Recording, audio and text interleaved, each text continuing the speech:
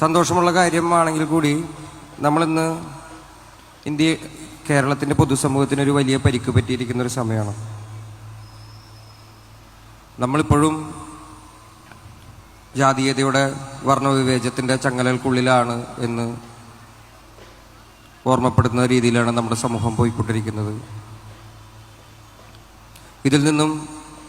ഇതിൽ നിന്നൊക്കെ രക്ഷ നേടാൻ വേണ്ടിയിട്ടുള്ള ഇന്ത്യൻ സമൂഹത്തിന് ഇതിൽ നിന്നൊക്കെ രക്ഷ നേടാൻ വേണ്ടിയിട്ടുള്ള ഒരേ ഒരു കാര്യം ബാബാ സാഹേബ് അംബേദ്കറുടെ ഐഡിയോളജിയെ ചേർത്ത് പിടിക്കുക എന്നുള്ളത് മാത്രമാണ്.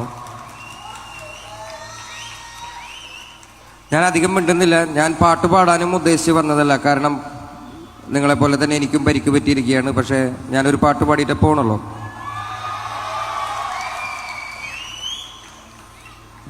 അപ്പോൾ ഞാനൊരു പാട്ട് പാടിയിട്ട് പതുക്കെ പോവാണ്. ഒരുപാട് തിക്കും തിരക്കുണ്ട്. പക്ഷേ നിങ്ങളെല്ലാവരും ഓർത്തിരിക്കുക, ഇത്രയും അരാജകമായിട്ടുള്ള അവസ്ഥയിൽ നിന്നും പുറത്തു വരാൻ വേണ്ടി നമ്മുടെ കയ്യിലുള്ള ഒരേ ഒരു വഴി ബാബാ സാഹേബ് അംബേദ്കറിൻ്റെ ഐഡിയോളജികൾ മാത്രമാണ്. ജയ് ഭീം. പിന്നെ ഒരു ക്യാഷ് അവാർഡ് കിട്ടിയിട്ടുണ്ട്. അത് ദയവ് ചെയ്ത് ഈ കൂട്ടത്തിൽ തന്നെയുള്ള ഇല്ലാത്തവർക്ക് കൊടുക്കണം പ്ലീസ്. പാട്ട് പാടാം. പക്ഷേ അതൊന്ന് നോക്കണേ.